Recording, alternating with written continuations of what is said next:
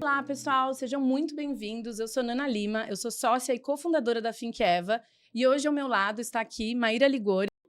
Olá, pessoal, tudo bem? Eu sou sócia da Nana Lima e a gente veio aqui contar algumas novidades para vocês. A Finkeva é uma consultoria estratégica e a gente está há 10 anos investigando o tema de assédio no ambiente de trabalho. E é o motivo da gente estar aqui hoje, falar um pouco sobre o resultado dessa nossa pesquisa. Sim, a gente está, como a Nana falou, né, há 10 anos estudando esse tema. A gente tem experiência com alguns clientes, né, muito corajosos que decidiram levar esse tema adiante nas suas empresas. E a gente vem de alguns processos aí. Em 2020, a gente criou uma pesquisa, que foi uma das primeiras pesquisas de assédio, sobre assédio sexual no mundo corporativo, que incluía, inclusive, assédio no ambiente digital. Uma pesquisa que foi realizada em parceria com o LinkedIn. E essa pesquisa gerou muito impacto na sociedade. A gente conseguiu levantar conversas importantes, seja no setor público, com legislação, com processos dentro do próprio Executivo Federal e também na sociedade, obviamente, e nas empresas. Agora, em 2025, a gente está reeditando essa parceria de novo com o LinkedIn para trazer novos dados sobre esse cenário. Então, a gente começou ampliando essa pesquisa. Hoje, a gente vai falar não só sobre assédio sexual, mas também sobre assédio moral. E a gente trouxe os homens para essa conversa, que a gente também entende que é uma questão que eles não podem ser ignorados, não podem ficar de fora, né? A gente entrevistou mais de 3.000 pessoas e os dados que a gente vai ver desanimam, mas ao mesmo tempo nos apontam bons caminhos. Nos últimos anos, a gente teve, por exemplo, a Lei Emprega Mais Mulheres, né? E algumas outras iniciativas em que a gente passou a discutir dentro do ambiente corporativo o assédio sexual e o assédio moral dentro da pauta da CIPA, por exemplo, né? Então, a gente começou a ter algumas determinações legais que obrigam as empresas a trazer esse tema de forma constante e estruturada. Além disso, a própria sociedade começou a ter maior entendimento sobre isso. Então, a gente tem visto o debate público mais qualificado, mais amplo, e como a gente vai ver nos dados, as pessoas estão mais confiantes e mais conscientes sobre o problema do que nunca. E a nossa pesquisa, agora de 2025, né, como a Maria falou, a gente traz o ponto de vista, a percepção dos colaboradores, dos funcionários e funcionárias. A gente também, né, traz o assédio moral e discriminação. A gente olha também para a vivência dos homens, como ela mesma comentou, porque isso também, né, os homens fazem parte não só de quem comete o assédio, mas também de quem é mais alvo do assédio moral. E uma novidade que é mapear as estruturas de resposta ao assédio das empresas, que aí é onde a gente acha que está a chave mesmo para solucionar a questão do assédio nas empresas, né? Não, perfeito, perfeito. Enquanto a gente está ali conversando com as pessoas, é importante a gente captar a percepção delas sobre o que as empresas onde elas trabalham têm feito sobre isso, né? Independente dos esforços que existem ou não, como que os colaboradores estão percebendo? Então, isso é um aspecto muito importante que a gente quis levantar. Exato, e tem novidades bem interessantes. E só para falar um pouquinho rápido da amostra, nós entrevistamos mais de 3.000 pessoas de todas as regiões do país, faixa etária, tem recorte de raça, etnia e os níveis hierárquicos dentro das empresas, porque isso faz todo sentido para o que a gente quer encontrar, né? E porque a gente quer achar na pesquisa. Uhum. E o relatório está disponível no site da Finkeva, em parceria com o LinkedIn. Ele é gratuito, a gente quer realmente disseminar ele para, né, que ele chegue para onde ele precisa chegar para começar a mudar as estruturas e as pessoas comecem a entender o impacto do assédio, né, com toda a potência que ele tem de causar danos, e é esse o objetivo da pesquisa também. Então, nesse primeiro bloco aqui, a gente vai trazer para vocês os achados da pesquisa sobre assédio moral. E a gente sabe que tem muita confusão, muita desinformação sobre o que é e o que não é assédio moral. Muitas empresas ainda não têm isso formalizado no código de ética, no treinamento para os funcionários. Então, para traduzir o juridiquês aqui da lei, a gente vai falar um pouquinho sobre o que a lei diz sobre assédio moral. O assédio moral é qualquer tratamento abusivo com intenção de provocar, humilhar, constranger alguém através de comportamentos, atitudes, gestos ou até por escrito. E tem 3 critérios que é muito importante quando a gente fala de assédio moral, para diferenciar o que é um comportamento inadequado pontual do que é um assédio moral mesmo. Então, eles são: a habitualidade, tem que ser um comportamento recorrente, a intencionalidade e a pessoalidade, né? Tem que ter um alvo aquele comportamento. Então, cobranças excessivas, comentários constrangedores, tratamento agressivo, ameaça, chantagem, humilhação, aquele constrangimento público, tudo isso pode configurar assédio moral. E claro que o que a gente vê com muitas empresas, que ainda que não seja configurado como assédio moral, aquela denúncia, aquele relato, ainda assim comportamentos inadequados precisam ser corrigidos, precisam ser advertidos, né? Isso que a gente traz para as empresas. Mas é legal a gente só, né, todo mundo ficar alinhado na mesma página sobre o que é ou não o assédio moral. Então, Maíra, quais são os achados da nossa pesquisa sobre assédio moral? Tá, acho que o primeiro dado, e ele é bastante importante, é de que quase metade dos trabalhadores brasileiros já sofreu assédio moral no trabalho, né? Então, É um muita número, gente. é muito. É um número muito expressivo. Na nossa pesquisa, o número, né, exato é que 41% dos homens já sofreram assédio moral e 46% das mulheres também. Então, também existe uma questão aí, um marcador importante, que é o marcador de gênero, né? A gente ainda vai falar mais detalhadamente sobre isso, mas a gente sabe que existem aí algumas nuances e algumas questões que tornam as mulheres mais propensas a receberem assédio no ambiente de trabalho. Sim. E esse resultado na pesquisa, a gente está sempre acompanhando muito os dados em relação a isso, né? Porque, enfim, é o nosso trabalho. Mas esses dados confirmam os dados que estão na Justiça do Trabalho, que diz que nos últimos 5 anos eles julgaram 450 mil casos de assédio. De 2023 para 2024, teve um aumento de 28% dos casos de relatos e denúncias de assédio moral. Então, a gente vê que o assédio moral, ele é um tema, né, e um assunto enorme dentro das empresas, assim. Ele é muito grande e a gente vendo que quase, né, metade dos trabalhadores do Brasil já passaram por isso, é algo que a gente precisa atuar urgente. Tem uma coisa muito interessante nessa pesquisa que a gente está considerando uma boa notícia, né? De que 80% das pessoas dizem saber o que é assédio moral e elas conseguem dar exemplos ricos do que é, né? Então, para além dos óbvios, do bater na mesa, do xingar, do ameaçar, elas conseguem trazer exemplos que são com um pouco mais de nuances. Então, isso quer dizer que a gente tem aí um processo de transformação em que aqueles comportamentos que antes eram entendidos como meu chefe é assim mesmo, é o jeitão dele, ou a minha chefe grita. Sim. E tudo bem, vamos lá, faz parte do trabalho, isso já não é mais entendido dessa forma. Então a gente tem aí uma mudança cultural que, ainda que pareça sutil, ela está em andamento, né? É muito, muito importante, deve ser celebrado. Exato, não, saber, né, reconhecer isso é o primeiro passo para começar a trabalhar, e, enfim, depois relatar, denunciar. Uhum. E tem uma outra questão que a gente mapeou, que é o impacto, né, que o assédio moral tem na vida das pessoas, seja no aspecto profissional, seja no aspecto pessoal. E esses impactos, eles são bastante sérios. A gente vai ver um pouquinho adiante. Mas antes de entrar nos dados, eu queria contar um caos que a gente viveu junto de um dos nossos clientes, né, Nana? Eu acho que esse marcou muito nós duas, marcou muito a nossa equipe, em que a gente estava entrevistando um grupo de gestores e eles eram de uma indústria, né, de um setor muito masculino, hierarquizado, um setor de alto risco. Então, era um ambiente entendido como um ambiente muito rígido. E aí, durante a conversa, a gente foi conseguindo acessar as pessoas e conseguindo trazer um pouco mais elas para perto para debater esse assunto. E ele veio contar uma história de que ele viveu por 8 anos um assédio moral super pesado do chefe dele, superior. Ele foi aguentando aquilo, ele achava que, né, para trabalhar naquele lugar você tinha que aguentar.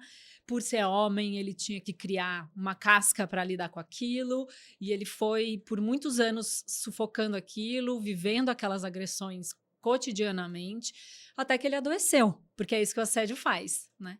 Adoeceu ele mentalmente, ele precisou ser afastado desse trabalho, teve problemas pessoais decorrentes disso, né? Ele contou muito emocionado que ele se separou da esposa, ele Entrou em depressão, foi um momento muito duro. Só que quando ele retornou, né, depois da licença, e ele foi pedir demissão, ele relatou o que tinha acontecido com ele durante esses 8 anos, e várias pessoas que trabalhavam naquele mesmo contexto começaram a trazer seus relatos também. Então, o fato dele ter colocado isso na mesa, de ter pautado isso, foi determinante para todo mundo que trabalhava naquela empresa, né, naquele contexto. Então, é muito importante a gente trazer isso, até para a gente entender um pouco o que está em jogo quando a gente está falando sobre assédio moral, né?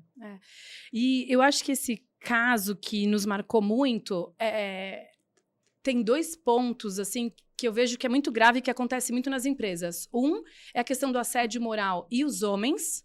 Então, eles têm uma resistência maior em denunciar, porque é isso, porque ser homem é aguentar o tranco, porque ser um bom profissional é ali, todo dia tá lá, mesmo que apanhando, né, você tá entregando, não importa se aquilo afeta a sua vida pessoal, sua vida profissional, né, sua saúde mental, e também o quanto a empresa, mesmo tendo suspeitas e sabendo que aquele chefe, aquele líder era muito tóxico, adoecia realmente sua equipe, mas ele performava, mas ele entregava. Exato. Então, assim, né, você coloca na balança, vale a pena, faz sentido? E por que a gente está achando que isso é uma boa liderança, né? Ou a gente só está vendo o critério da entrega e não de tudo que ele está fazendo com aquele ambiente de trabalho também, com aquelas outras pessoas, assim, né? Exato, exato. Acaba que adoece todo mundo, mas entrega. Exato. E aí, como fica, né? A gente já sabe onde isso vai dar, a gente vai falar mais pra frente, mas ainda é um falso dilema que as empresas têm enfrentado. Exato. E a nossa pesquisa também revelou os impactos do assédio moral, porque a gente queria entender também as consequências, né? E como que os funcionários e funcionários trabalhadores estão vendo isso, ou estão lidando com isso. Então, os sentimentos que mais apareceram na nossa pesquisa de quem já sofreu assédio moral é raiva, tristeza e humilhação. E os impactos são: desfaz os vínculos que você já criou naquele ambiente de trabalho, né, a saúde, o impacto na saúde mental, perdeu o interesse na carreira, na ascensão profissional. 1/3 citou que desejou mudar de carreira após ter sofrido um assédio moral. Então, imagina, né, o custo profissional para aquela pessoa que está ali achando que é ela que não está performando, que é ela que não está indo bem, não está entendendo e está vivendo, né, adoecendo naquele ambiente, assim. Não, e tem um ponto que é o desengajamento. Se você está vivendo uma situação de assédio, você não vai conseguir planejar a sua carreira, você não vai conseguir entregar o seu melhor, você não vai conseguir desejar estar naquele lugar por mais tempo. Sim. Então, é um prejuízo que não é só para o funcionário, a gente vai falar disso, né? Eu acho esse é chave isso, né? Porque as empresas não estão olhando para o enfrentamento ao assédio do mesmo jeito que você enfrentaria corrupção e outras coisas que você sabe que são muito nocivas para o negócio, para a imagem, para a reputação, para o ambiente de trabalho. A gente vê que aqui os riscos para a empresa, além de, né, o que a Mar falou já, o desengajamento, queda na produtividade, a gente viu que 15% dos casos culmina em demissão. Então, você está lá com todo aquele trabalho para o ambiente, né, para manter um ambiente de trabalho saudável e acaba afetando todo mundo, assim. Então, a gente vê... Só comentando que é a pessoa que está vivendo assédio que pede demissão, não é que ela, por baixa produtividade, nem nada. Ela acaba se retirando do ambiente porque ela não consegue lidar sozinha com aquilo, né? Exato. E então o que a gente vê, né? Você tem as empresas investindo em cursos, em desenvolvimento, onboarding, em tudo aquilo para tentar fazer, né, melhorar a performance dos funcionários, o ambiente de trabalho, e de repente você não está entendendo que aquele assédio que está acontecendo ali está indo contra todo esse investimento, né? Tirando, né, o impacto para a pessoa física. Mas a gente precisa começar a levar assédio moral sério como um risco que a empresa corre e que ela ignora se ela não está lidando com aquela situação ali, né? Exatamente. Fora que, além desse desperdício que você acabou de citar, Nana, a gente ainda tem uma situação em que muitas empresas têm feito esforços concretos para trazer diversidade para o seu quadro de colaboradores e não olha para isso. E aí o que acontece? A gente já sabe que eles são mais propensos, né, a receberem esse tipo de violência. Então a gente vê, por exemplo, as mulheres, que na própria pesquisa já tem uma diferença aí de 5%, a população LGBT, que está no mercado de trabalho, as pessoas negras, as pessoas com deficiência. As pessoas com deficiência às vezes sofrem um tipo de assédio na estrutura, que esse espaço não está planejado para você, ele não te acolhe, e mesmo assim eu vou cobrar sua performance. O que acontece? Ela é cuspida para fora, né? Ela é expulsa desse ambiente e acaba, obviamente, pedindo demissão. Então, a gente sabe, né, que LGBTfobia, capacitismo, racismo, machismo, etarismo estão ali presentes, estão presentes na nossa sociedade, consequentemente estão presentes nas culturas organizacionais como um todo. E que, então, o assédio acaba andando de mãos dadas com a discriminação. Sim, sim. Não dá para desassociar quem você é do quão mais ou menos propenso você está a sofrer assédio no ambiente de trabalho, né? E a gente vê isso nas pesquisas nossas e diversas outras sobre o impacto para grupos minorizados, assim. Então, as empresas também estão fazendo todo esse esforço para ter um quadro de funcionários diverso, para ter os encontros de gerações dentro das empresas. Mas não é só recrutar e como que essas pessoas se mantêm lá dentro, né? Quão saudável tá aquele ambiente, quão respeitoso e inclusivo é aquele ambiente. Verdade. Com elas.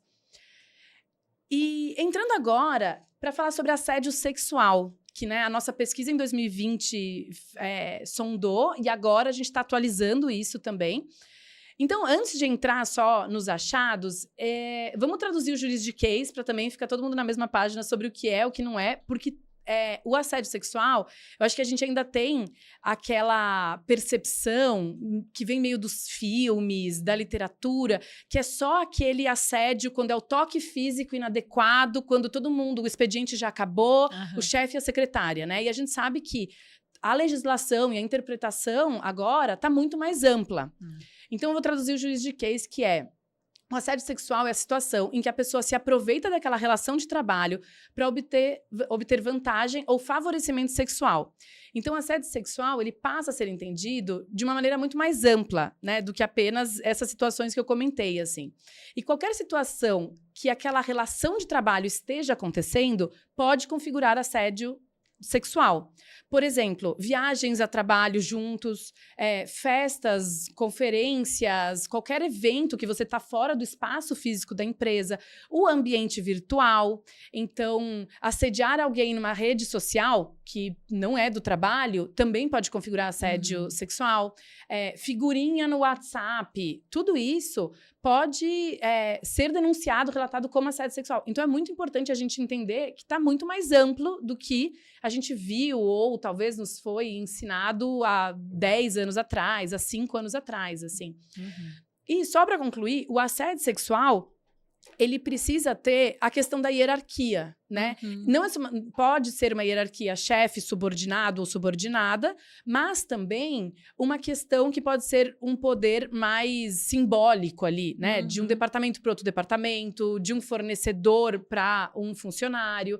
Então, a questão, né, pode ser interpretado tudo isso como assédio sexual. Mas também, quando existe um assédio sexual, né, um comportamento, uma conduta sexual inadequada entre colegas do mesmo nível hierárquico, né, não vai ter uma questão de hierarquia, daí vai ser interpretado como importunação sexual. Essa é uma mudança interessante que acontece aí, até para a gente diferenciar quando a gente vê uma notícia sobre isso, né, num campus de universidade, no ambiente de trabalho, a gente saber diferenciar o assédio sexual, a questão da hierarquia, ou importunação sexual, que é aquele comportamento inadequado. Isso. Né? E até comentando que essa lei de importunação sexual, ela é recente, né? Ela é de 2018, pouca gente conhece. Exato. Então, o assédio sexual que acontece entre pares, ele não está livre de ser punido, de ser enquadrado pela legislação. né? Isso é uma Sim. coisa importante.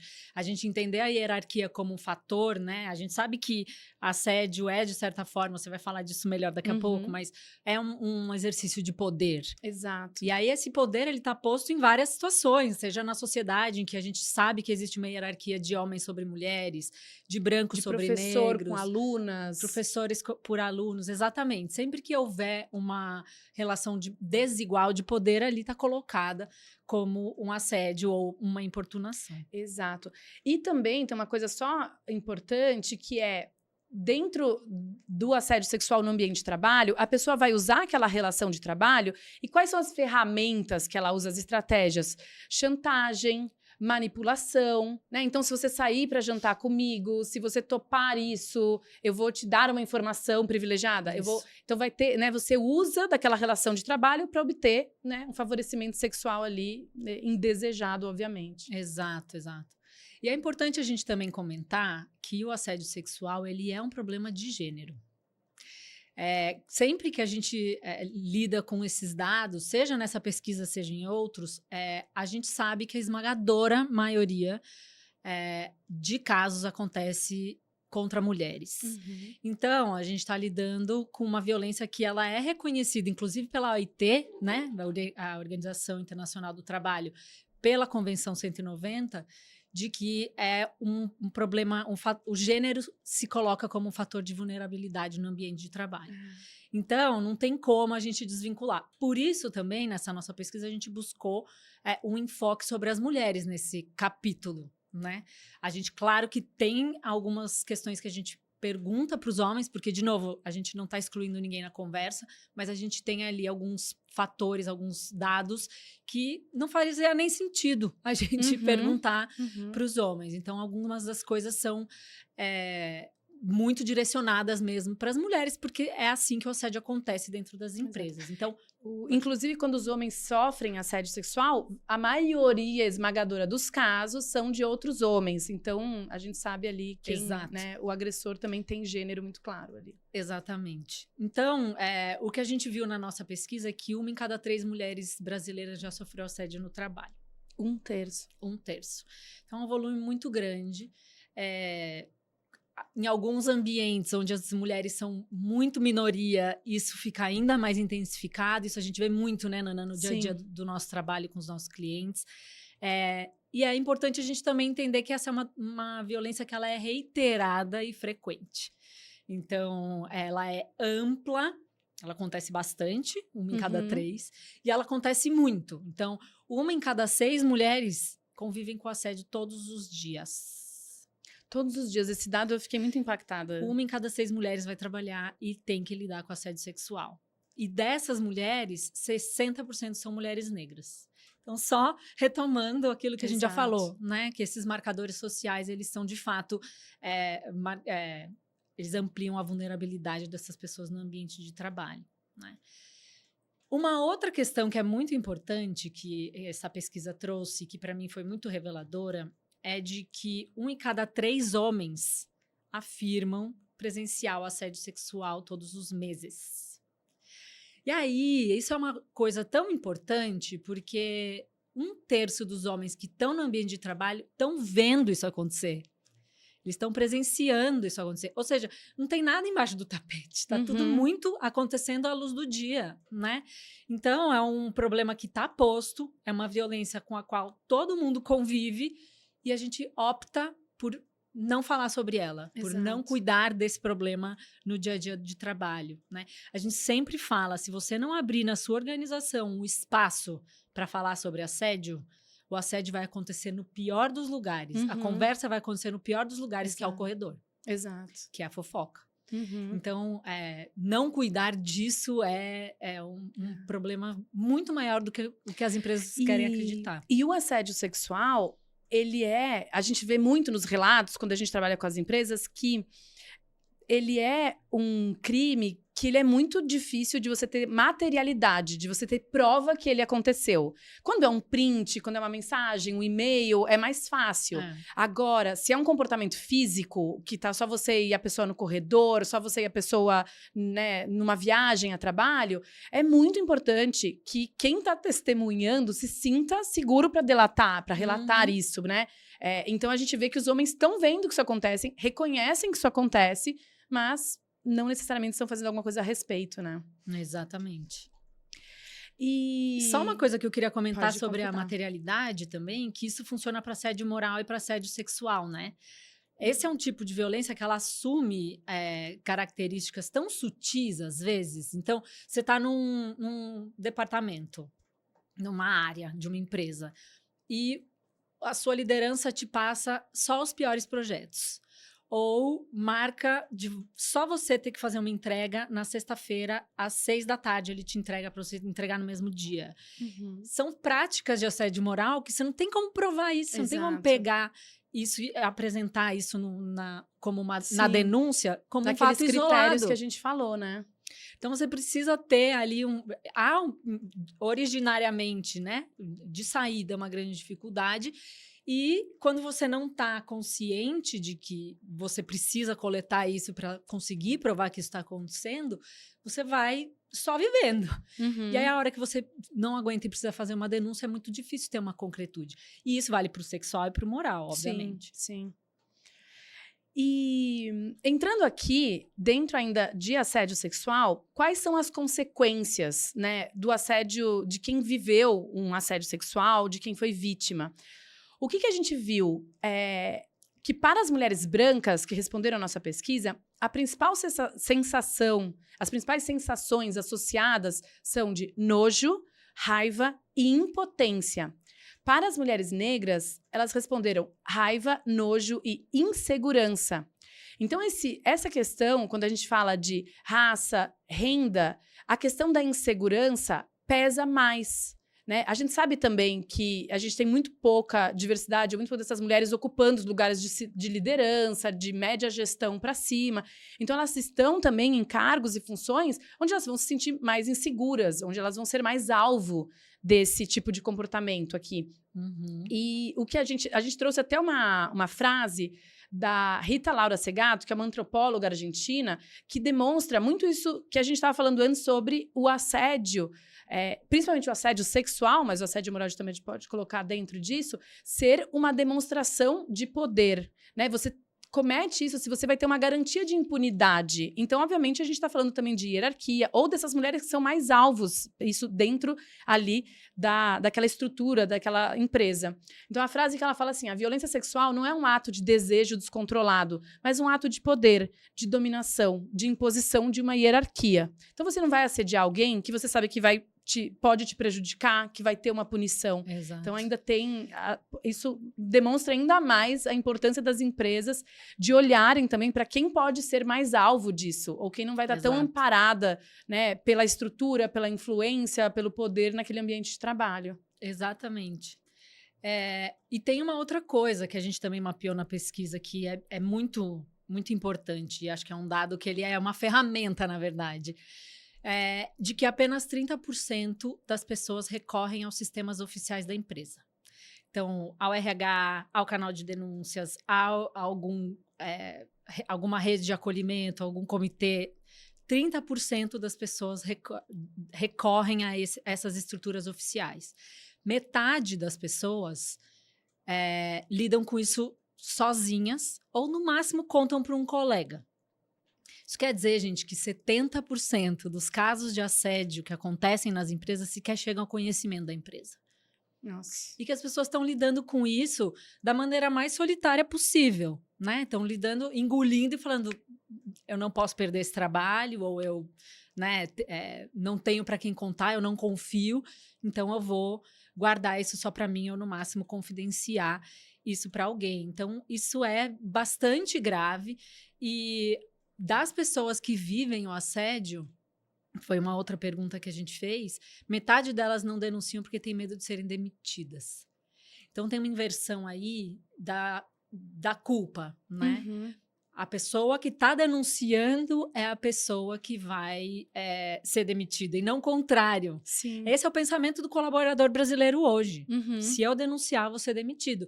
Quando, na verdade, deveria ser um processo diferente, né? A gente está vendo algumas empresas, né, até pela questão da legislação, do risco, estarem melhorando suas estruturas, mas isso também vem de você já ter visto isso acontecer. Né? Alguém que foi denunciar um diretor, quando viu, essa pessoa desapareceu. Sabe assim, né? Foi demitida, saiu, foi transferida. Exato. E a pessoa, o agressor, segue ali, impune, porque custa muito para a empresa.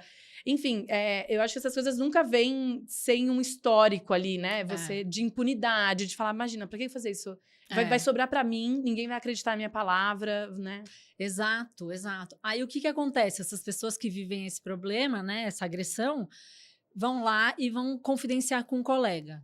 Esse colega está preparado para receber essa pessoa que acabou de sofrer uma agressão desse tamanho? Que por mais sutil que possa parecer, não é nada sutil, né, no sentido do impacto. Muitas vezes a pessoa tem a melhor das intenções, ela está muito sensibilizada, tocada, mas ela não é preparada para isso. Existe técnica para você acolher uma pessoa, né? Então, o que a gente vê? Perigos de uma revitimização. Pô, mas você também, né? Por que você não falou para ele na hora? Por que você desceu pro bar aquela hora? Por que você, né? Exato. Enfim, por que você não se posicionou quando ela fez essa grosseria na frente de todo mundo, né? Ou que roupa você estava usando? É o clássico, né? Você não deu abertura, tem certeza? Então, essa revitimização, ela pode acabar acontecendo, é muito provável, inclusive, que ela aconteça, porque é assim que a sociedade trata a violência de maneira geral, né? Outra coisa que pode rolar e que é bem nocivo é que a exposição desse caso, isso acabar, né, rastro de pólvora e virar um assunto na empresa e sair do controle, deixando o clima, né, de trabalho, o clima organizacional horrível. Né? Isso é o que a gente mais vê, né? É o que a gente mais vê. Porque quando a gente vai trabalhar, tem muita empresa que a gente trabalha que agora quer remediar uma situação que, nossa, saiu muito do controle, assim, né? Por isso a gente fala, sempre o prevenir, é o clichê do clichê, mas o prevenir custa muito menos do que simplesmente agora ter que arrumar uma situação, um clima organizacional péssimo, de desconfiança, sensação de impunidade, o impacto na saúde mental da vítima. Às vezes até escala a situação. Para fora do ambiente de trabalho. Ou não, vai lá e fala isso pra pessoa, né? E você fala, pera, não é assim que a gente lida com os casos, a gente precisa ter mais cuidado do que isso, né? E até fazer justiça com as próprias mãos, que a gente também já viu, né? Dentro das nossas andanças aí pelas empresas do Brasil, a gente já percebeu que isso é uma coisa que acaba acontecendo quando tem essa omissão da instituição ali, né? Da estrutura organizacional. E a gente até teve, né, Nana? Vou contar um caso, você me complementa aqui. A gente viveu uma situação com um cliente que foi bem ilustrativa, assim, né? De que uma mulher havia sofrido um episódio de violência sexual grave. Ela estava bastante abalada. Ela foi afastada do trabalho pelo RH, ela registrou a denúncia, foi afastada, deram ali um tempo para ela, né, se recuperar, deram apoio psicológico, foi um trabalho bastante cuidadoso nesse aspecto, mas foi um trabalho que não foi necessariamente controlado da porta para dentro ali, né? E esse agressor, ele até foi afastado, né, se eu não me engano. Ela foi conversar com a gerente dela, e a gerente falou, recomendava que ela não fosse na festa de final de ano, né? Mas eu acho que ele estava afastado. Sim. E aí ia haver uma festa de final de ano. E ele foi convidado, mesmo não trabalhando mais na empresa. E aí ela falou, puxa, e agora? Não quero encontrar essa pessoa. Ele já tinha sido demitido por conta desse problema. Mas ele era muito querido, aquela história que a gente sempre conhece. E aí a recomendação do RH foi... Então não vai você na festa, melhor se preserva. E aí que você vê a inversão, né? Ela que é a colaboradora, que está presente ali no dia da empresa muito o estado dela, né? Obviamente, porque... Pensa no estrago, né? Enfim. Sim. E aí, eu lembro muito das equipes também que trabalhavam com elas, muito revoltadas com essa injustiça, enfim... é algo que escalou e não precisava. Podia ser, né, muito mais cuidadoso e respeitoso com ela, muito mais exemplar na punição ou na advertência para ele e no exemplo para todo o quadro de funcionários do que deve e o que não deve fazer, assim. Mas só para complementar isso também, o que a gente vê agora é muitos profissionais de compliance, de RH, do jurídico, da ouvidoria, que caiu no colo essa questão do assédio e não tem nem ideia de como faz. E claro, você estudou psicologia, você estudou direito, você não sabe como acolher uma vítima. Essa não é a sua especialidade, assim. Então a gente vê que esses profissionais também precisam ser capacitados, instrumentalizados para eles se sentirem confortáveis. Nem a gente sabe muitas vezes fazer isso no pessoal, você fica, né, com uma amiga, com um colega. Imagina você ter que fazer uma entrevista de apuração, deliberar sobre um caso. São coisas muito sérias, né? A gente não pode achar que simplesmente porque você já faz isso com corrupção, agora você vai fazer isso com assédio. E ninguém ensina isso, é igual você falou, em nenhum curso, em nenhuma universidade, nem nas formações em company, né, de desenvolvimento profissional, isso não aparece, tá? A gente está vendo uma demanda desses profissionais, porque, claro, estão olhando e falando, não me sinto seguro, isso é muito sério para eu achar que qualquer um pode fazer, né? Exatamente. E voltando aqui para os achados da nossa pesquisa, tem uma pergunta que a gente fez que o achado é bem interessante, porque a gente também recebe muito essa dúvida nos treinamentos, né, no trabalho com os clientes, que é eu testemunhei um caso de assédio, presenciei ali com um colega, eu devo denunciar por ele? Quais são os riscos, né? O que eu faço aqui? E o que a gente viu na pesquisa? Que pode parecer meio óbvio, mas não é tanto quando a gente vai falar exatamente com as pessoas o que elas devem e não devem fazer. Na pesquisa mostra que quem testemunha um assédio, tem muito mais coragem, pode-se dizer, propensão a fazer aquele relato, a colocar aquela denúncia, do que a própria vítima. Claro, né? Muitas vezes a vítima também, você nunca sabe como você vai reagir a um assédio. Você tá sensível, né? Enfim. Exato. Então aqui, como a gente recebe bastante essa pergunta sobre o que eu devo fazer, né? Eu registro a denúncia no nome da pessoa ou não, independente da vontade da vítima. E assim, cada empresa é um universo, é um microcosmos, e a gente não tem uma resposta, não é receita de bolo, né? Até porque envolvem muitas pessoas, envolvem situações que são muito delicadas e muito complexas, assim. O que a gente orienta e o que a gente vê que as empresas que fazem isso dá certo é você ter no código de ética, no guia de conduta, formalizar que é importante que todos se responsabilizem pelo enfrentamento ao assédio, que você pode colocar uma denúncia ou levar isso para o compliance, para o RH, para o jurídico, que você está vendo um comportamento inadequado acontecer, até, muitas vezes a vítima não está nem tão consciente daquilo, mas você sabe que aquele comportamento está sendo muito ruim para o ambiente de trabalho. Está cruzando muitos limites. Exato, está cruzando, está inadequado. Então, assim, a orientação é que você possa ir lá e deixar aquele relato de maneira oficial. É importante para o arquivo, é importante, né, para a empresa mapear isso, se o agressor ou se o denunciado é reincidente. Então, assim, não existe, né, não é uma fórmula, faça isso ou não faça. Óbvio que a pessoa também tem que se sentir confortável, ela vai se comprometer com o processo, mas é importante que todo mundo se responsabilize, porque muitas vezes a vítima também não está né, em condições ali, ou não está preparada, fortalecida para fazer essa denúncia ou esse relato, assim. Exato. Não, e é muito importante que tem um aspecto disso, que é o que a empresa vai fazer com esse relato dessa testemunha? Atitudes mais desastradas e desesperadas vão sair correndo para querer resolver, entrevistar as pessoas e transformar isso numa denúncia. Quando, na verdade, o ideal é que isso se coloque como cenário, não como um caso, né? Mas como um cenário. Se essas denúncias começam a ser reiteradas, se outras pessoas vêm reclamar da mesma pessoa, né, ou dizer que testemunharam esses comportamentos de outra pessoa, isso pode sim ser encaminhado de uma maneira mais ativa. Mas se uma testemunha denunciou, a vítima nem está sabendo. Às vezes ela nem achou aquilo tão ofensivo assim. Os limites pessoais, eles são muito diferentes, né? Dependendo da criação que você teve em casa, tem pessoas que aceitam mais ou menos. Seu ex-chefe fazia assim também, né? Então, assim, as pessoas tendem a denunciar ou tendem a registrar como testemunha atitudes violentas, dependendo do clima ético. Uhum. Isso é uma questão importante. A gente também fez um outro estudo com o INSPER, até recomendo. Baixem esse e-book no nosso site, que é um trabalho muito bonito que o Michael Angelo fez, orientado pela Ana Paula Diniz, no INSPER, e eles entrevistaram as lideranças e eles aprenderam ali. A liderança, seja homem, seja mulher, o gênero não faz diferença na hora de uma liderança encaminhar a denúncia para o RH ou não. O que faz a diferença é o clima ético organizacional. Uhum. Se essa empresa é percebida como uma empresa ética, que vai tratar esse tema com responsabilidade, que vai ter um protocolo estruturado, que vai ter, né, vai ter experiência em lidar com essa questão, a propensão deles registrarem a denúncia é maior. E aí eu já puxo para o próximo bloco. Exato.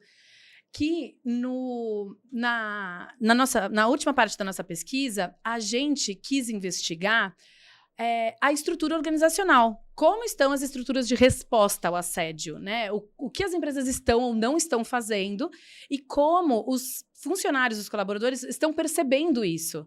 Porque existe muita empresa que tem um canal de denúncia, ninguém conhece, tem um canal de denúncia, ninguém confia, porque já foi implementado de um outro jeito, que deixou desconfiança. Então, a gente queria entender como as pessoas estão vendo isso de dentro das empresas, assim.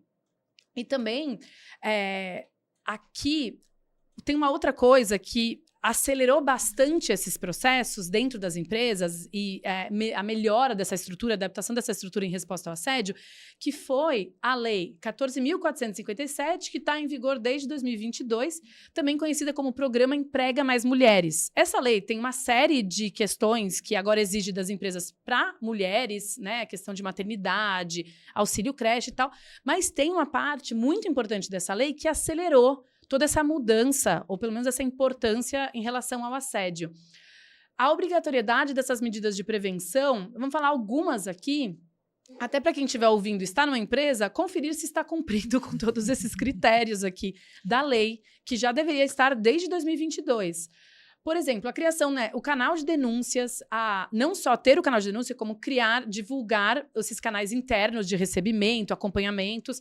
Tem diversos modelos para isso, canal externo, canal interno, enfim, existem muitas opções. Políticas internas em relação a isso. Isso tem que estar formalizado, isso tem que estar no código de ética, isso tem que estar no contrato, quando a pessoa entra para trabalhar na empresa. Então, né, há medidas e procedimentos específicos para prevenir e enfrentar o assédio sexual e outras violências. Treinamentos anuais de capacitação, orientação, sensibilização de todo o quadro de funcionários. Se puder ter um customizado para as lideranças, que é um exemplo e pesa muito mais com eles, é super importante. E uma outra mudança também muito forte é a CIPAs, as empresas que precisam ter a CIPA, que é a Comissão Interna de Prevenção de Acidentes, desde 2002, a CIPA responde também pelo enfrentamento ao assédio. Por isso que agora a CIPA é CIPA+, ou CIPA-A, né, assédio e acidentes de trabalho. É muito interessante você entender o assédio como um acidente de trabalho que você permitiu que aquilo acontecesse, né? Que aquele clima ético, que aquele ambiente de trabalho permite que aquilo aconteça. Então, é uma mudança interessante de você sair de ver o assédio só como uma relação interpessoal, mas olhar para aquele ambiente que tolera, permite, né, que isso aconteça. Então, quais esforços mais estão ou não estão sendo percebidos pelos funcionários dentro das empresas? Sim, a gente tem visto, né, Nana, na nossa caminhada e que existem sim empresas muito comprometidas e que estão trazendo suas estruturas de resposta, né, para apoiar os trabalhadores, mas o que a gente vê é que esses esforços ainda são muito pouco percebidos. Então, metade das pessoas entrevistadas não reconhece nenhum esforço ativo da empresa onde trabalha. Então, minha empresa não faz nada. Metade das pessoas. 12% pode parecer uma coisa, um número baixo, mas isso a gravidade é o que importa mais, mas 12% das pessoas veem as empresas abafando os casos de assédio ativamente. Então, eu sei que na minha empresa a liderança, a gestão ou a cultura abafa os casos. Então, a impunidade... Daí não adianta nem ter canal de denúncia, porque assim, que mensagem você está passando para as pessoas, né? Exato. E como que isso não está intoxicando aquele Exato. ambiente de trabalho, assim, né, violentamente? As pessoas têm visto palestras, treinamentos, alguns eventos para sensibilização, principalmente sobre assédio moral. Assédio sexual é uma parcela muito pequena. E mesmo assim, as palestras que são as mais vistas pelos colaboradores, só 1/3 das pessoas diz que vê a empresa fazendo, não é nem que ela assiste a palestra. Uhum. Então, a gente ainda está precisando pensar não só formatos, não só modelos, mas formas de trazer as pessoas de fato para lidarem com isso, para aprenderem. Puxando a sardinha um pouco para o nosso lado da comunicação e da estratégia para comunicar, a gente vê muito treinamento que é juridiquês, não tem um exemplo concreto, isso não conecta com o dia a dia das pessoas. A pessoa fala, o que é um ato lascivo, né? Como que eu exemplifico isso? Como que eu trago isso pro dia a dia? Como que eu enxergo isso no meu dia a dia, né? Não, e até dar exemplos concretos daquele contexto, Exato. né? Porque os exemplos muitas vezes são de escritório. Aí você vai falar com pessoas que estão no campo, na operação. No chão de fábrica, na operação, na infraestrutura, na obra, né? Aquilo nem faz sentido, né? Exato. Então, de fato, isso é uma questão. Então, 1/3 dos colaboradores viu a empresa fazendo uma palestra de assédio moral. 1/5 viu a empresa fazendo uma palestra de assédio sexual. Nossa. Então, né? O que está acontecendo? O que a gente está fazendo? Onde a gente está botando nossos esforços, nosso dinheiro? Então, é algo que é um chamado mesmo para as empresas pensarem um pouco, refletirem sobre o que vem sendo feito, assim. E tem, então, né, mesmo a partir desse exemplo que a gente acabou de dar sobre a empresa encobrir ativamente ou a maneira desastrada como elas muitas vezes acabam lidando com o tema, existe uma falta de confiança imensa. 56% das pessoas acham que não vai acontecer nada se eu denunciar. Não vai dar em nada, é uma sensação de impunidade. 47% vê o tema tratado com total descaso pela empresa. Então, assim, vou denunciar para quê? Nada vai acontecer. Isso vai dar só dor de cabeça para mim, isso não vai levar em nada. Melhor eu ficar aqui aguentando isso do que ter que lidar com um processo desgastante depois de apuração ou de, né? Então, existe esse medo, inclusive de ser exposto ou de receber retaliação por uma inabilidade mesmo, né? Uma forma... E aí eu não estou apontando dedos no sentido de achar que as empresas são mal intencionadas. É uma forma desastrada mesmo de lidar com isso, por total falta de entendimento e por uma cultura que sempre esteve num lugar mais reativo, né? Uma cultura de trabalho no nosso país, né? Um lugar mais reativo, assim. Eu não reconheço isso como problema. Quando isso aparece, ele vem em forma de crise...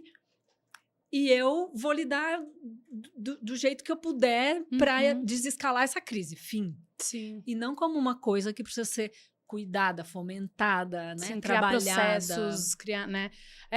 Enfim, a gente vivendo toda essa crise de confiança em diversos universos aí que a gente ronda. Isso é um trabalho que precisa ser feito com ainda mais afinco pelas empresas, né? Porque... A gente escuta muito, né, dos clientes que a gente vai. Putz, a gente quer muito conquistar a confiança das pessoas no canal de denúncia. Aí você vai ver o histórico do canal de denúncias. Às vezes, a denúncia chega no comitê de ética e o comitê de ética que espalha a denúncia dentro da empresa. Você fala, não, pera, como que as pessoas vão confiar? Claro. Né? E aí é isso, todo um trabalho de estruturação, de organização, a governança, inclusive, desse problema, para que ele possa ser encaminhado adequadamente dentro do ambiente de trabalho. Eu acho que isso é algo que as empresas não têm levado com seriedade, ou até os funcionários... o sigilo e a confidencialidade, assim. Porque até se você... independente se você é o relatante ou o que foi relatado no caso,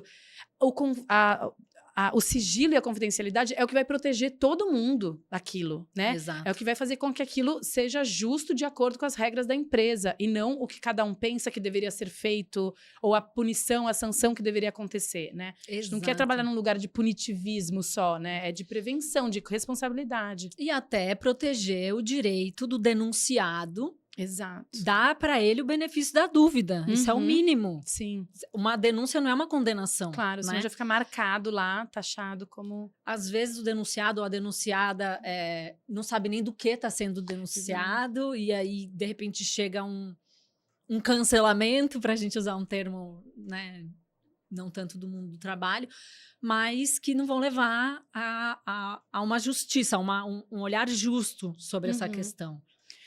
Então, isso que a gente está falando agora já nos leva para o encerramento, que a gente consegue encerrar aqui, mas é muito bom que a gente já levantou essa bola para a gente mesmo cortar, que entrando agora em questões práticas, né? Do que as empresas podem fazer, vendo tudo que a gente descobriu na pesquisa e também todo o nosso trabalho, que a gente está vendo o que faz de fato, né? Muda, o que muda ali aquela estrutura. Palestra, campanha interna, só isso resolve o problema? A gente está vendo que não, né? A gente está vendo que não. Metade reconhece, 1/3 só reconhece. Exato. Isso, sensibilização, treinamento, campanha interna, isso é muito importante, mas isso precisa estar dentro de um planejamento muito maior, que envolve, como você falou, governança, processos, objetivos, investimento, né? Não adianta achar que o RH vai resolver isso sozinho. Com puxadinho ali, né? Exato, com puxadinho lá. Então, algumas ideias que a gente traz e que a gente vê que tanto a pesquisa nos confirmou, mas também que a gente vê no dia a dia das empresas, assim. Vamos passar, eu acho que ponto a ponto, que é importante falar aqui, encerrar esse episódio com, né, a parte prática, bora botar a mão na massa, bora mudar essas situações. O primeiro é estruturar processos formais, então você ter, de preferência, um comitê de ética, que é quem pode deliberar aqueles casos, um canal de denúncia estruturado, externo, interno, tem muitos exemplos, muitos fornecedores para olhar, mas aquilo precisa estar muito bem estruturado, porque uma implementação mal feita de um canal de denúncia é muito difícil você voltar a conquistar a confiança das pessoas, assim. Já trabalhou com casos que foi muito difícil. Um protocolo de apuração, né? A pessoa, quem está lá, saber fazer isso, como a gente falou, apurar um caso de assédio é muito diferente de apurar um caso de corrupção, que aconteceu ou não aconteceu, né? O assédio existe zonas cinzas, nuances, relacionamentos pessoais que precisa ter muito cuidado. A formação dos profissionais de linha de frente, que é o que a gente comentou sobre esse tema de assédio, caiu no colo das pessoas que muitas vezes não têm aquela capacitação, não têm... E nem é justo esperar que elas tenham, se a exato. gente não tá nem conversando sobre isso. Exato. Tem um outro ponto, né, que a gente sempre bate nessa tecla, que é a formação e o engajamento das lideranças. A gente sabe que dentro dos contextos organizacionais, muitas vezes essa é uma tarefa muito difícil, principalmente quando a gente está falando da alta liderança. Mas... uma amiga minha, Cris Bartz. Oi, Cris Bartz. Musa dos podcasts. Ela mesma uma vez me disse, Maíra, a escada a gente varre de cima para baixo. E se a gente não tem a liderança ali engajada ou consciente, ou pelo menos dando esse exemplo, exato, a gente não vai conseguir, não tem campanha que resolva, não tem outra maneira, né? Então a gente tem essa questão da alta liderança que precisa estar alinhada com essa questão. E tem a média liderança, que é quem faz a cultura acontecer na prática. Então, é muito importante, porque muitas vezes é isso. Eu sou uma gestora, eu tenho aqui a minha equipe e uma pessoa me traz um caso de assédio que ela viveu dentro da minha equipe, ou por um par, ou alguém de outro departamento. Eu tenho certeza absoluta de que 90% dos líderes vão paralisar e falar, o que eu faço agora? Eu tento resolver isso aqui, fazer justiça com as minhas próprias mãos, eu tenho que levar isso para o RH, mas o RH muitas vezes não está estruturado, então o que eu faço? Essa faixa intermediária de liderança precisa estar muito instrumentalizada, né, para lidar com isso, assim. Essa é a palavra. Ela precisa ter os recursos e o conhecimento para poder lidar com esses casos, porque, em geral, elas são as primeiras a serem acionadas, antes Sim. do RH. É o chefe direto ali que vai precisar, em primeiro lugar, tomar contato com aquele problema. Então, é muito importante que essas pessoas tenham o mínimo de amparo, com informação, com ferramentas e também com uma estrutura atrás dela que sustente essas... E a gente vê, né, que quando a gente faz os treinamentos com as lideranças, por exemplo, começa todo mundo assim, ai meu Deus, não tenho ideia, não sei o que fazer. Mas depois que você aprende, você entende, não é um bicho de 7 cabeças. Você até consegue identificar, saber como fazer, né, quais as consequências deveriam acontecer ali, o que você pode pedir dos departamentos que deveriam te orientar como liderança. Então é isso, mas o problema é que como não se faz, vira essa questão, ai meu Deus, o que a gente faz com esse tema, assim, né? Exato, exatamente. E, por último, a linha no orçamento, a gente colocou, que é sem investimento, sem os departamentos poderem ter recursos em todos os sentidos, mas principalmente financeiro para lidar com isso, não vai para frente. E assim, a gente viu, é muito mais fácil você separar um recurso para prevenir do que depois para remediar clima organizacional péssimo, afastamento por saúde mental, crise de imagem e reputação. A gente vê os casos que saem na imprensa, é muito difícil você voltar com aquela imagem. A gente tem diversas empresas aí que você... Reconquistar a confiança, seja do público consumidor, do público interno. Então... Não, tem até impacto do valor da empresa, Exato. Oscilação na bolsa, tudo isso. O que a gente está fazendo que não está cuidando, né? Exato, perfeito. É muito. Tem uma outra coisa que eu gosto muito de trazer, a gente faz isso, inclusive, muito no nosso trabalho, que é a gente explorar mais o viés, o efeito manada, que a gente chama, né? Como que eu fomento bons comportamentos para que as outras pessoas se espelhem e, a partir disso, elas também passem a ter comportamentos semelhantes. Vou dar um exemplo. A pessoa que anda na rua e joga o lixo na rua é a mesma pessoa que anda de metrô. Por que essa pessoa não joga o lixo no chão do metrô? Você anda no metrô aqui em São Paulo, ele não tem lixo no chão. Então, tem assim, o ambiente convida a certos comportamentos. Sim. Como que a sua empresa está convidando a comportamentos éticos? A sua empresa está convidando as pessoas a falarem abertamente sobre o assédio ou terem um amparo que elas precisam, se elas precisarem, elas vão saber que isso existe? Então, isso é algo que a gente subestima, mas é muito valioso na hora da gente implementar esse tipo de ação e esse tipo de cultura. Sim, sim. Tem uma frase também que a gente gosta muito, que vamos dar o devido crédito para a Rafa da Safe Space, mas que fala que a cultura de uma empresa é o pior comportamento que ela tolera. Então, onde você definir aquela barra ali, é o que vai ser a norma, que vai ser como as pessoas se relacionam, o que elas aceitam, o que é tolerável ali dentro ou não, né? Então, isso também é muito importante. E também, só para concluir esse bloco, no nosso relatório tem uma matriz de parâmetros claros, né? Do menos ofensivo ao mais ofensivo, do que com certeza é assédio, não teria nenhuma dúvida, mas é importante as pessoas entenderem essa gravidade. Isso também é um material que as empresas podem adaptar para a sua cultura, entendendo com exemplos concretos ali, né? Ensinando as pessoas com exemplos concretos o que pode e o que não pode, o que é e o que não é tolerado ou adequado para o ambiente de trabalho. Exato, exato. É uma matriz bem interessante, porque ela foi criada a partir de estudos, né? Enfim, em vários países. Foi adaptada aqui no Brasil pela Mayra Cota também, dando o devido crédito. E a gente entende que é uma ferramenta maravilhosa, assim, para ser usada pelas empresas. Então, para a gente encerrar, que como nosso primeiro podcast ao vivo, nós duas, a gente não tem nem ideia do tempo aqui, mas vamos lá. Para encerrar, se você pudesse dar um conselho para as pessoas que estão vivendo uma situação de assédio, qual seria? Olha, acho que tem alguns, né? O primeiro é entender que o assédio não é culpa sua.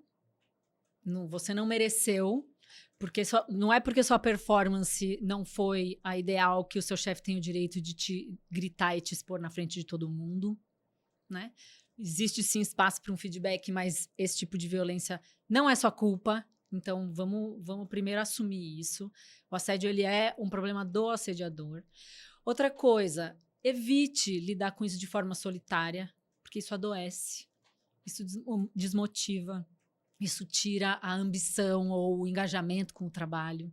Então, buscar, seja um apoio psicológico dentro de um aspecto mais pessoal, mas também dentro da empresa, sabe? Se a sua empresa não está preparada para ter essa estrutura de resposta, de acolhimento, leve para que esse caso seja ciente, porque a empresa seja ciente desse caso, mas não deixe de levar. Isso é muito importante. Inclusive para que esse problema apareça, ele saia debaixo do tapete. Tem histórico, né? Tem informação sobre aquilo, assim. Exato. Esses 70% de casos que acontecem nas empresas e elas nem sabem, precisam começar Exato. a não dá para atuar sobre um problema que não existe, que não está ali posto na mesa, né? Então, para as pessoas que vivem isso, é muito importante que elas levem, né? Dentro, obviamente, das possibilidades emocionais e tudo mais. Outra coisa é buscar a materialidade para fazer a denúncia. É muito difícil, a gente sabe. Você não está ali recebendo uma agressão e lembrando, puxa, tenho que gravar. Isso nem passa pela cabeça das pessoas de maneira geral. Mas ir coletando provas de prints. Se for recorrente, né? A gente saber a importância disso, assim. Exato. Prints, testemunhas, né? E outros tipos de ferramenta, né? Documentar essas violências. Porque aí, quando isso chega para um processo, um protocolo de apuração, quem está liderando esse processo tem muito mais possibilidade de levar isso adiante. Sim. Se chega uma denúncia que é muito frágil, é um processo mais delicado e que pode acabar sendo inconclusivo. Então, quanto mais materialidade a gente conseguir, melhor. Perfeito. E você, se pudesse dar um conselho, agora mudando de lado, para as empresas, que conselhos você daria para elas construírem um ambiente livre de assédio? Então, tudo que a gente já falou aqui é sobre ter uma estrutura que está pronta para responder a isso. Não jogar isso para uma pessoa do RH, para o jurídico lidar, né? A gente entender, a gente mapear o assédio como um risco, como vários outros riscos que qualquer empresa, né, corre só por existir ali, principalmente quando você tem ambientes de trabalho e dos mais diversos. Mas, para além disso, de fazer esse checklist da estrutura básica de resposta ao assédio, eu acho que onde a gente viu que mais tem efeito é quando você começa a trabalhar com a liderança. A gente vê empresas que estão super certas de, na CIPAT, que é a Semana Interna de Prevenção de Acidentes de Trabalho, fazem uma palestra de sensibilização para todo o quadro de funcionários, mas não faz com a liderança, não chama a liderança para uma conversa de responsabilidade. Então, assim, se a liderança nem sabe do que está falando, nem sabe identificar, está cometendo assédio e muitas vezes não está nem ciente disso, vai dar ruim, vai ser ruim para a empresa, vai ser, né? Então, assim, se não começar pela liderança, a volta e os riscos são muito maiores, assim. Então, acho que o nosso conselho seria: comece pela liderança, que depois tudo flui muito melhor. Exatamente. Esse nosso papo foi muito prazeroso de ser feito, tomara que seja prazeroso de ser assistido também. Queria agradecer pela sua audiência, por ter ficado aqui com a gente.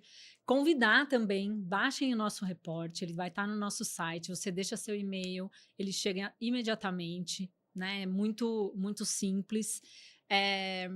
Espalhe esse conteúdo também, né? A gente gostaria muito que esse assunto, como eu disse, saísse debaixo do tapete, deixasse de ser uma conversa de corredor para ser um problema que a gente olha com a devida gravidade, a devida importância. E também queria agradecer aos nossos parceiros, claro, porque sem eles esse trabalho não poderia ter acontecido. Então, obviamente, o LinkedIn, né, que fez essa parceria que começou lá em 2020 e agora se reedita de uma maneira tão bonita.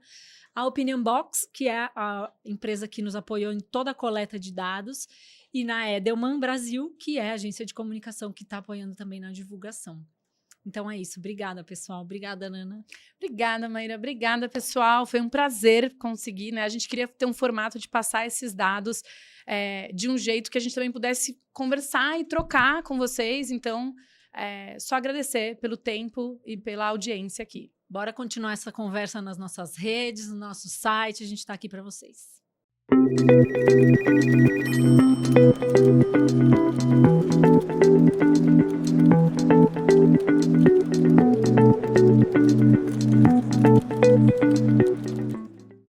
Esse podcast foi produzido por Gramofone Podcast.